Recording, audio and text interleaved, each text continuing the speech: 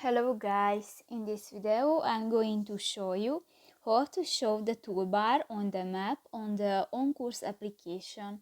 But first of all, I just want to mention, please don't forget to subscribe to our channel, because at 100,000 subscribers we are going to show you our YouTube revenue statistics and growth strategy, how to make money online. So let's jump into it. First of all, open the application on your device.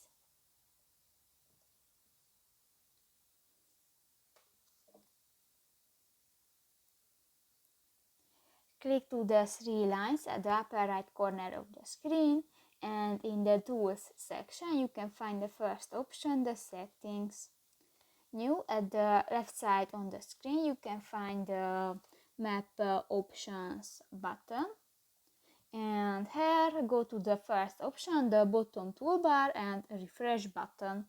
And if you want to enable, just click to the next white circle and done.